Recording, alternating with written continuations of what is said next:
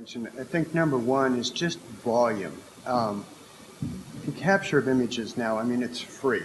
But it's not just volume of images, it's volume of good images, because you delete all the bad ones, right? So now what you have is the number of photos that want to share has just increased significantly. Then you add the creativity that these people are talking about and that they're doing.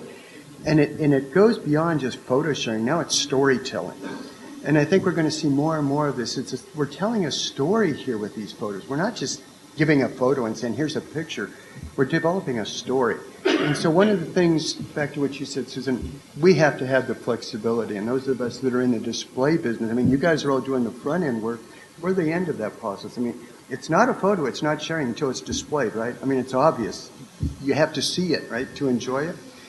And that's where we have to be. And that's one of the things that we have to take care of. Mm-hmm. Number two is this multi-functions that people are looking for now on their devices. I mean, it started out as a cell phone, then went to a camera phone, and now it's a smartphone. And people are looking for devices to just have more and more functionality. And I believe that that's going to have a big impact on us.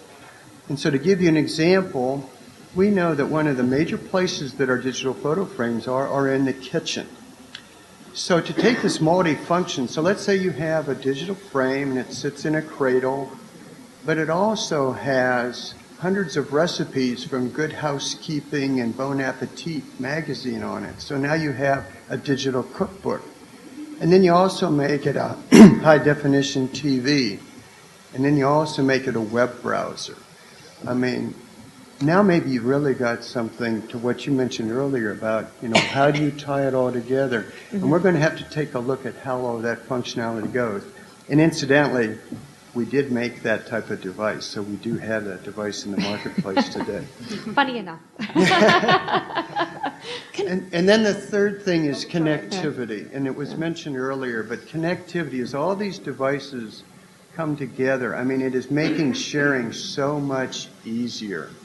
And what we have found is that we're finding cellular is the best way to do this connectivity. And that was the photo mail frame that we just introduced here at the show.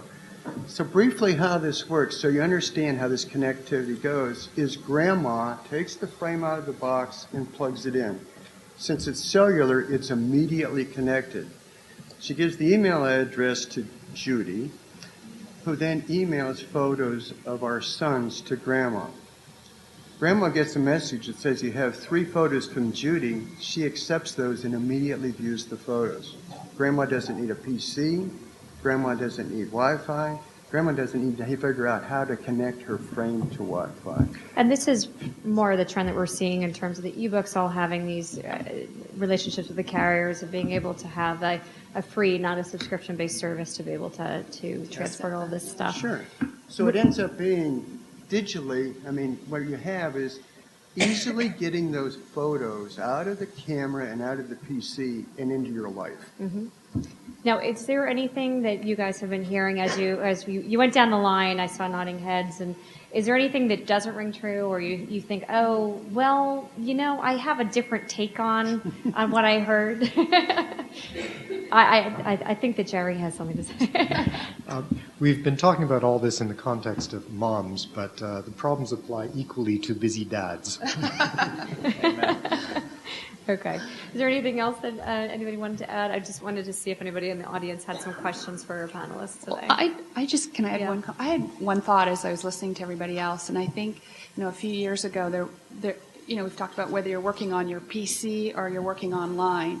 And I think a challenge for all of us designing user experiences for the consumer is we're going to see more of these sort of hybrid type applications. As Jerry was saying, there's certain things that are more efficient, especially when working with video, that are better done on your PC. And there are certain other activities that are better done online. And one of the goals is to make that seamless for the mom.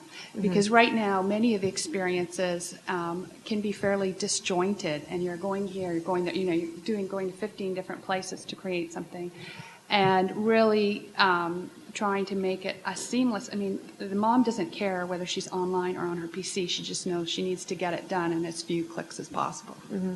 Yes. I would agree with that, Yeah. being a mom. Yeah. I don't want to have to think about things. I just want it to happen. So let me see if there's any questions from the audience, and if not, I have a couple more questions for our panelists. In the back, the gentleman. What differences, if any, do you see between attitudes for sharing the video and photo? And if you agree with sharing, and agree with keeping it on the computer, not sharing anymore, and it might be able to like that. Any of you who want to take it? Well, Jeff? I can. I think a couple of people are thinking about some answers. I'll throw a couple of things out quickly. The research that I've read said that people share a greater percentage of their videos, but obviously people take much fewer videos. So we take fewer, but we share a greater percentage of them. I guess from our perspective, we do both, but we clearly see people. The vast majority of the memories that they're taking are still photo memories. I guess the other thing that I'll say is that what we see from our users is very little post-production or thought given to the photos once they've taken them. They pick the 3 that they're going to share. They maybe are selective about which ones they're going to share, but they don't do a lot of work on those photos. They just post those to Facebook or wherever. With video, on the other hand, there is some editing, whether it's just finding the right 5 seconds that they want to share or 30 seconds or actually doing more production on that. But I think there's more engagement on videos for all of the reasons that have been mentioned already. Mm-hmm. Does anybody have anything to add? Well, I was just going to say, I think it's partly an awareness issue. Like we see a lot of the same motivation to share and tell a story, but about 10% of our customers are actually using their video clips, and it's growing. But it's really awareness that you can take video clips with your point-and-shoot camera, and awareness of how easy it is, because there haven't been many solutions that are that make it easy, especially if you're trying to do it online. Mm-hmm. Are there any other questions from the audience in the front?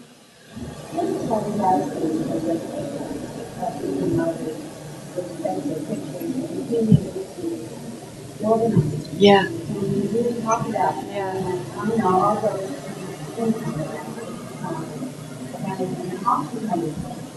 And the dog and cat is going to do, especially because I feel like all have really rather surveys about are you addressing that need? Because a lot of why teachers aren't getting clear because they're doing really hard to do this want to do it. The other doctor,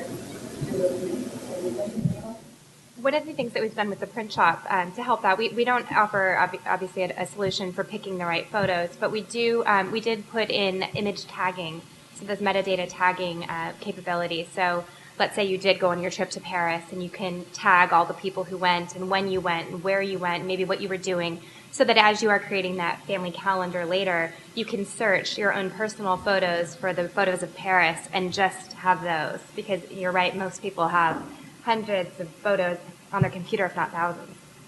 There are also solutions, by the way, that will do it automatically. A lot of the cameras now will have in-camera tagging so that they'll, Kodak, for instance, has a camera that will tag up to 20 people. So when you take the picture, it will automatically put that tag on there for you. And then, iPhoto also does automatic tagging, and Adobe Photoshop Elements does that type of thing too. So when you're looking for organization solutions, there are some of those out there, and these are more sort of, once you've gotten it organized, then what do you do with it? And these are some great solutions for doing that. Was there any other question? Go ahead.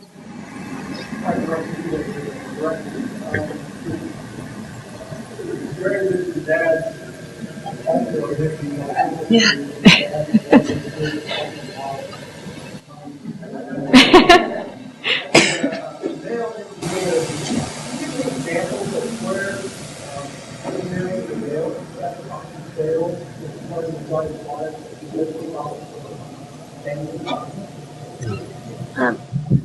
I would say that our company picnic was founded by 3 former game executives. And they're all 3 males and have that very much so it's from a different perspective, I think, than many other companies attack the photo industry. So not male maybe specifically, but it certainly was from more that lightweight, easy, more intuitive perspective. And so there's no big fat manual. No one's ever written a